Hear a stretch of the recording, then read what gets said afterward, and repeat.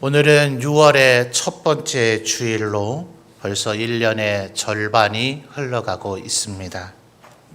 그래서 우리 성도님들께서 이 한 해에도 어떻게 기도 생활을 해오고 계셨는지, 오늘 우리가 소위 야베스의 기도라 아주 유명한 말씀이죠. 이 말씀을 통해서 우리의 기도 생활들을 다시 한번 점검해 보며 하나님 앞에 어떻게 기도하며 살 것인가를 다시 다짐하는 그런 시간이 되었으면 좋겠습니다. 9절 말씀을 보니 야베스는 그의 형제보다 귀중한 자라 이렇게 이야기를 하고 있는데, 역대상 3장과 4장은 유다 지파의 족보 이야기입니다. 이 역대기는 바벨론의 이스라엘이 패망해서 포로가 된 이후에, 열왕기도 그렇습니다만 왜 우리나라가 바벨론에게 멸망했는가, 이것에 대한 이스라엘 백성들의 질문에 일종의 대답을 하기 위해서 열왕기는 예레미야가, 그리고 이 역대기는 학사 에스라가 편찬한 것으로 구약시대 때부터 알려져 오고 있습니다. 우리나라도 역사를 기록하는 사관들이 소위 사초라는 걸 기록을 하면 그 왕이 죽은 후에 세종실록이라 또 단종실록이다 이런 것들을 기록하게 되죠. 그래서 유다 왕의 역대 지략이라고 하는 표현이 열왕기에 보면 나타나는데, 그와 같은 기록들을 근거로 해서 바벨론의 나라가 멸망한 이후에 왜 멸망하게 되었는가, 이것을 회고하며, 마치 우리 임진왜란 때 영의정을 지냈던 유성룡 제상께서 그런 회고록을 적었지 않습니까?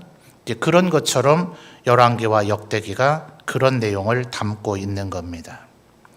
그래서 이 역대상의 3장과 4장은 바로 유다 지파의 족보를 담고 있어서 잘 보시면 3장에는 주로 왕들의 이야기가 나옵니다. 유다 지파는 바로 다윗 왕과 그의 후손들이 대대로 왕위를 계승을 한 말 그대로 왕족의 집안이죠. 그러니 유다 지파 안에는 왕족과 귀족들, 아주 이름난 사람들이 즐비합니다. 우리나라는 종친들이 정치에 개입하는 것을 금기시했지 않습니까?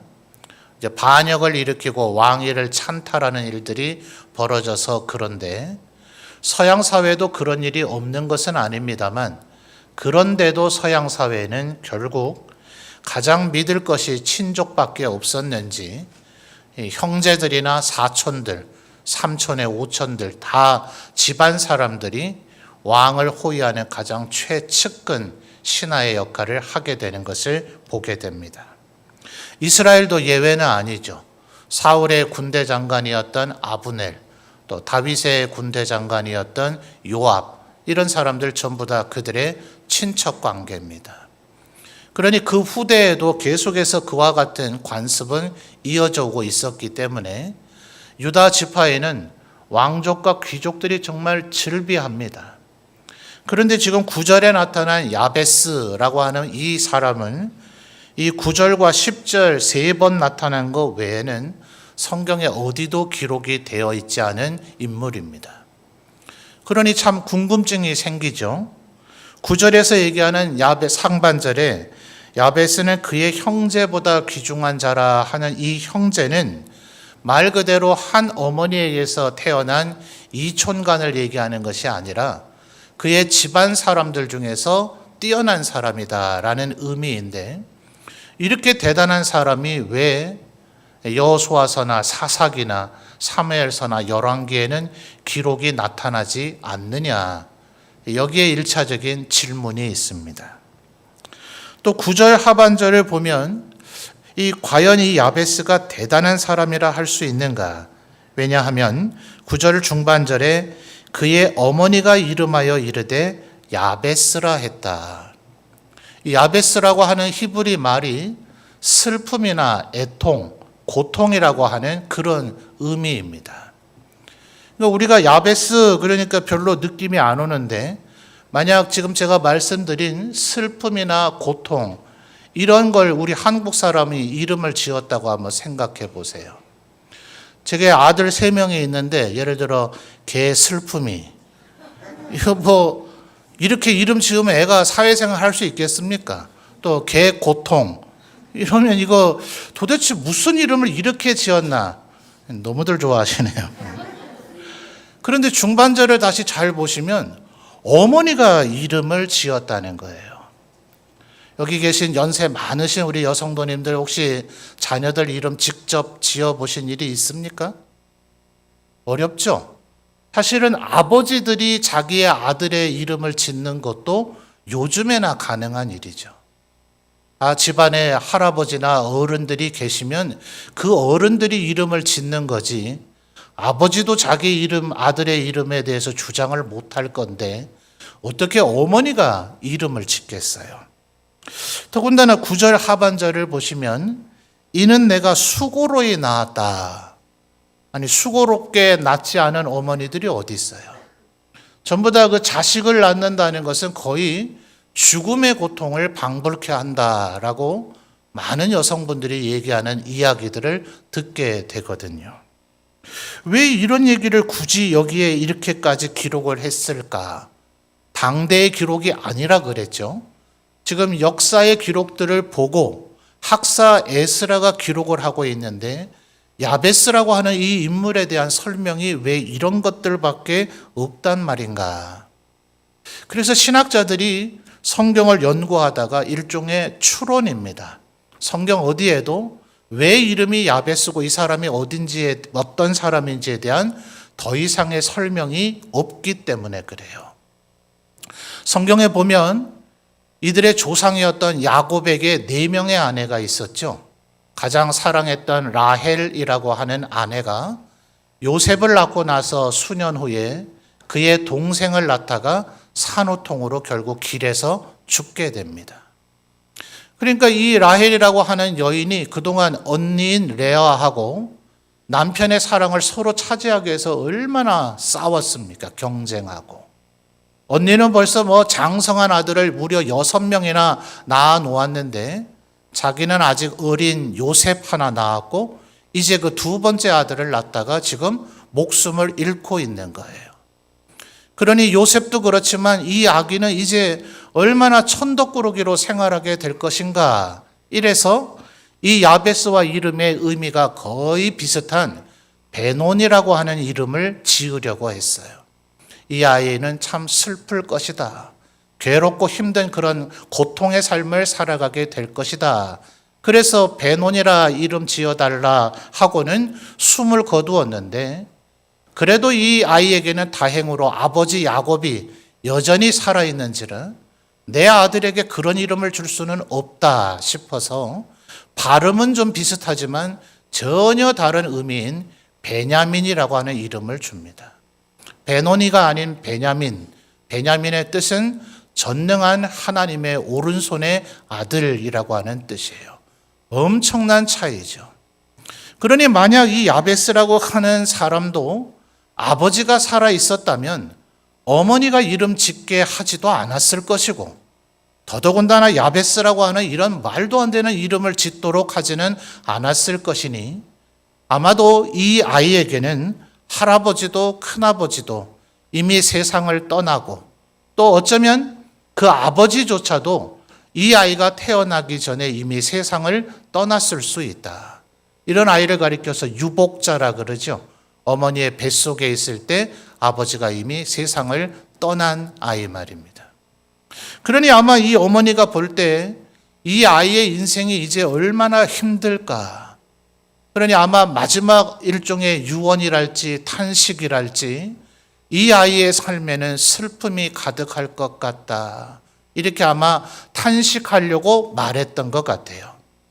우리 같으면 이 아이의 인생이 이런 말이 시작이 돼야 되겠죠.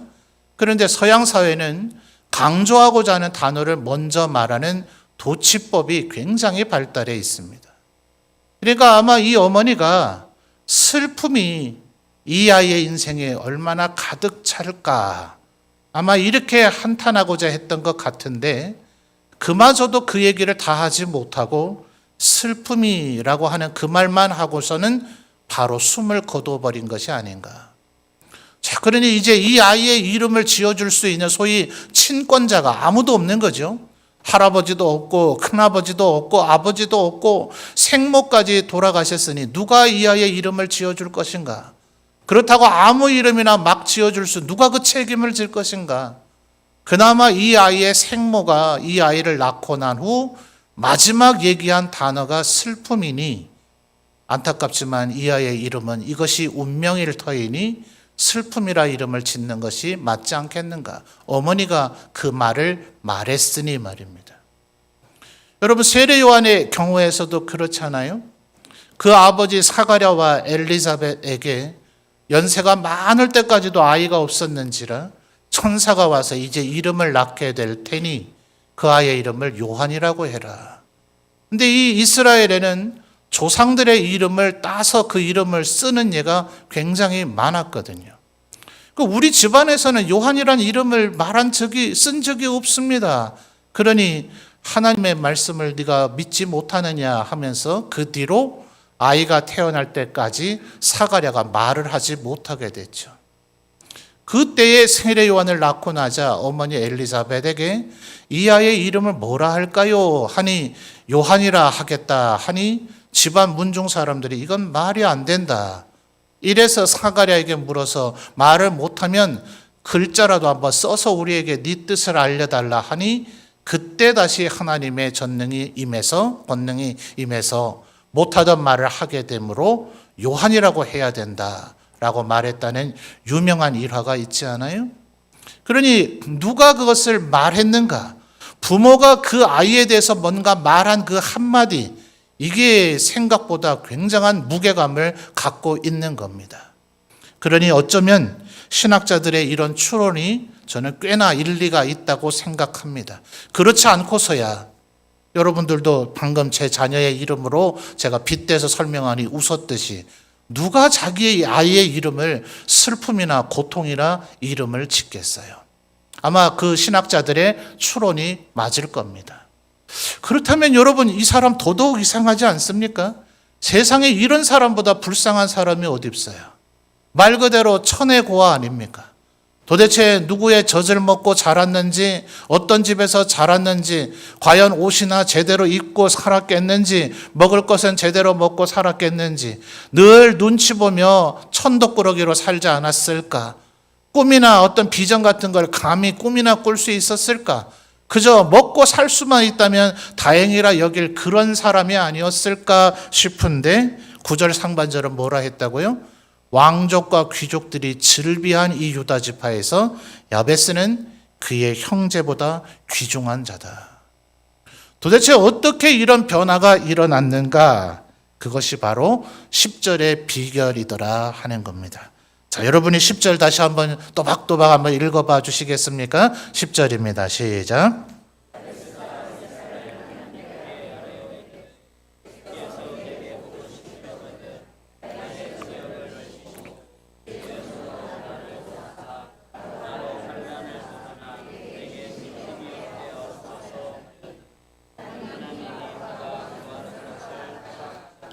아멘. 자, 상반절을 보니까 야베스가 기도하는데 기도의 첫 마디가 뭡니까? 주께서 내게 복을 주시려거든. 하나님께서 언제 주신다고 했나요? 이거 무슨 맡겨놓은 빚 찾아러 온 것 같아 보이지 않습니까? 어떻게 하나님께 이렇게 불경한 언사를 할 수가 있을까요? 그런데 10절 하반절을 보니까 뭐라 얘기하죠? 하나님이 그가 구하는 것을 허락하셨더라. 저희 집에 아들 3명이요.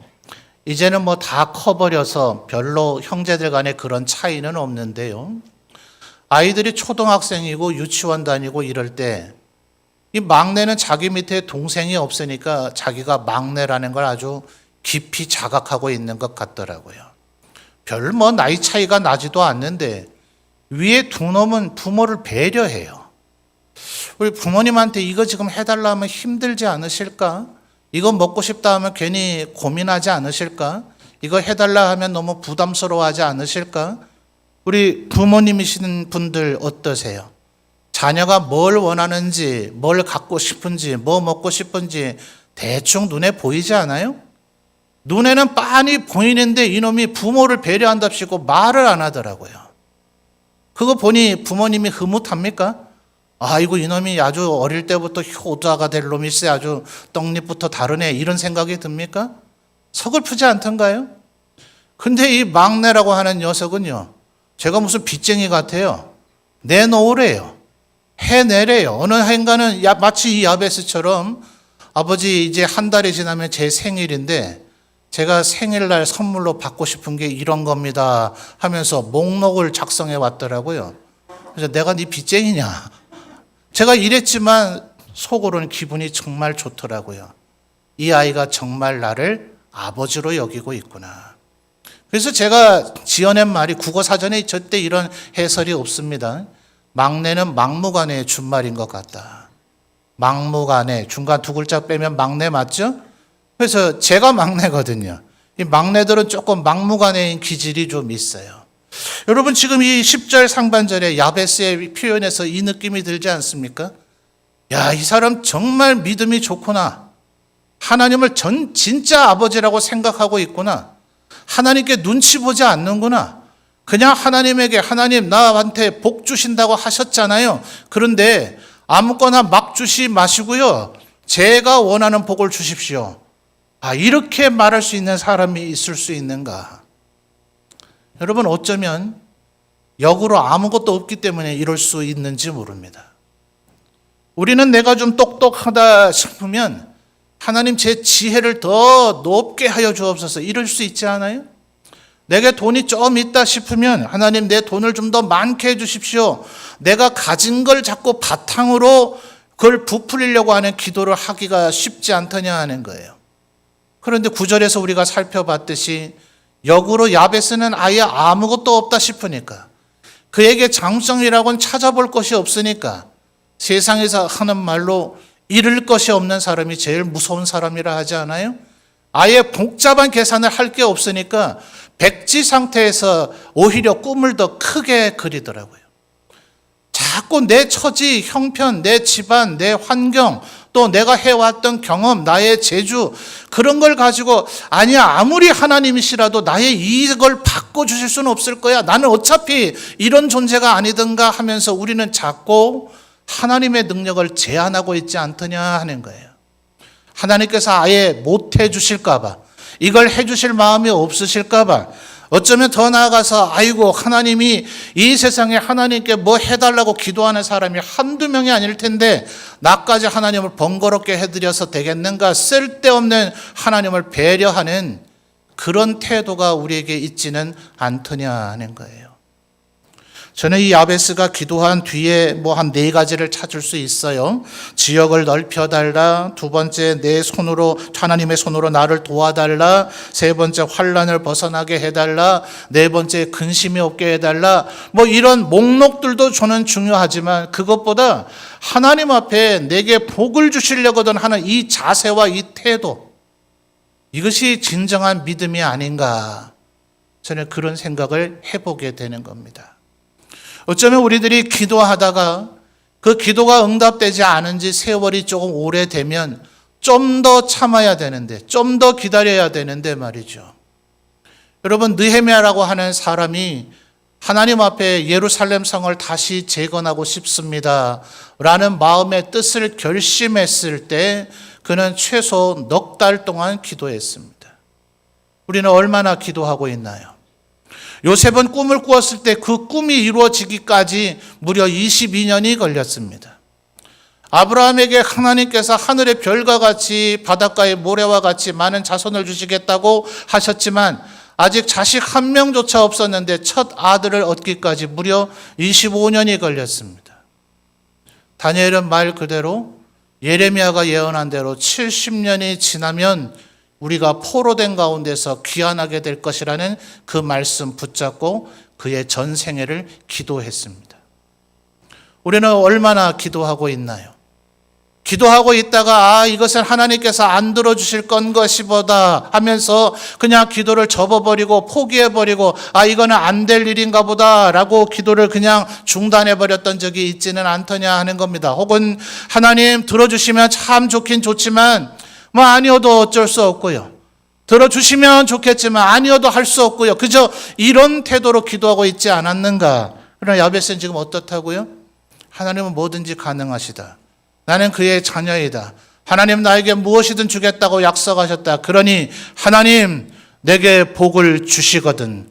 내게 복을 주시려거든. 내게 복을 주시겠다고 이미 나에게 약속하지 않으셨습니까? 하면서 당당하게 하나님께 마치 청구서를 제출하듯 이렇게 기도하더라 하는 것입니다. 그러니 10절 하반절에 뭐라 했다고요? 하나님이 그가 구하는 것을 허락하셨더라.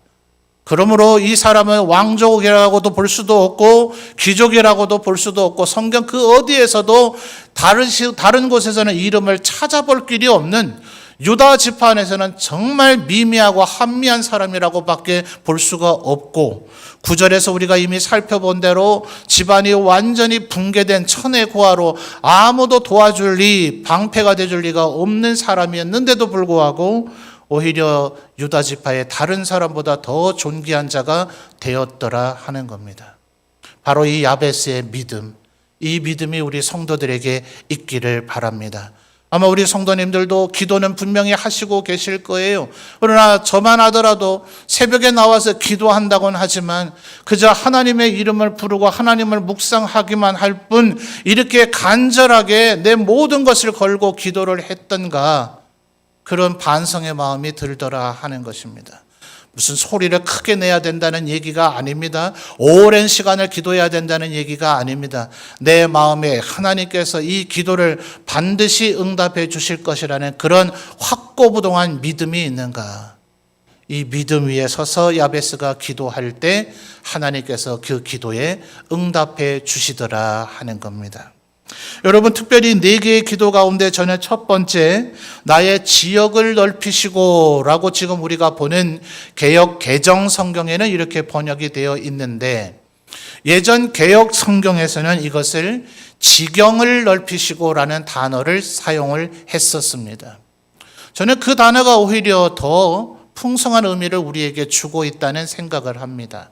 지금 개정된 이 지역이라고 하는 단어는 왠지 땅의 넓이를 넓혀달라고 하는 의미로 오해될 소지가 있으나, 지경이라고 하는 것은 단순한 땅만을 얘기하는 것이 아니라 그 공간 속에 펼쳐지게 될 영향력을 더 의미하고 있습니다.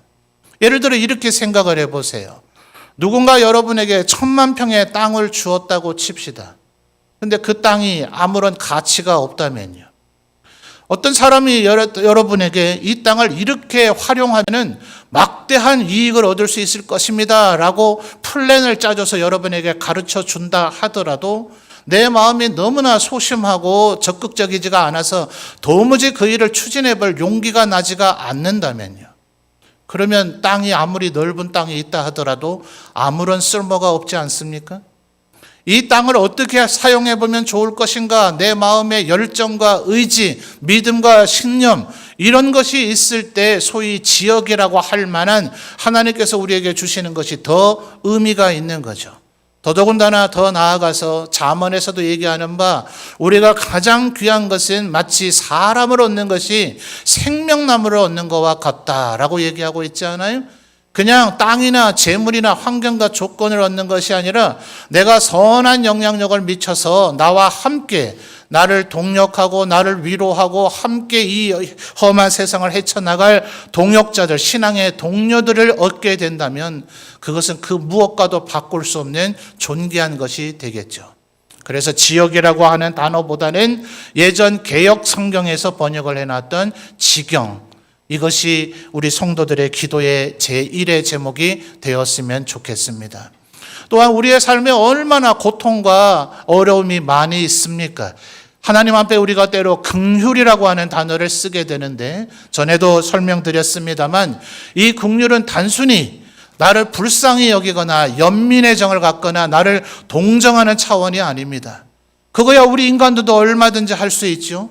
험한 일 당하고 어려운 일 당하고 슬픈 일을 당한 사람을 옆에서 보면 얼마나 안 됐습니까? 애처롭게 여기고 함께 슬퍼하고 함께 울 수는 있습니다만 우리는 그 사람의 문제를 해결해 주지 못할 때가 많습니다. 그러나 만약 하나님께서 우리를 긍휼히 여기시면, 그가 우리를 권고하시고 권념하시면, 하나님의 생각 속에 우리가 떠나지 않으시면 하나님은 반드시 우리의 문제를 해결하시고 우리를 반석과 같은 위에 세우시고 우리에게 은혜와 축복을 베풀어 주실 것입니다. 이 모든 일련의 과정을 하나님 앞에 간구하는 그 단어, 그게 바로 긍휼인 거죠. 우리 전 세대 어머니들 참 지혜로우셔서 이런 복잡한 거 기억하기 어려우면 그저 하나님 앞에 다 아시지요, 이렇게 울며 기도하곤 하셨습니다. 그 어머니들의 기도 덕분에 오늘 우리들이 이렇게 기쁨으로 신앙생활 하고 있는 것 아닙니까? 이제는 우리들이 우리의 다음 세대에게 이 기도의 유산을 물려줘야 되리라 생각합니다. 여전히 우리에게 있는 문제들도 해결해 나가는데 오직 기도밖에 없다 생각합니다. 우리는 야베스보다 더 나은 형편 속에 살고 있지만 이 야베스조차도 하나님 내게 복을 주시려거든 내가 원하는 것을 주십시오. 당당히 하나님 앞에 간구할 때에 하나님께서 그가 구하시는 것을 허락하셔서 그를 귀중한 자, 존귀한 자가 되게 하셨으니 이 야베스의 기도를 다시 한번 마음에 새기고 이 기도를 본받아 하나님 앞에 더욱더 담대하고 열정과 믿음을 가지고 기도함으로 말미암아 넘치는 응답을 받아 누리시는 우리 모든 성도들이 되시기를 바랍니다.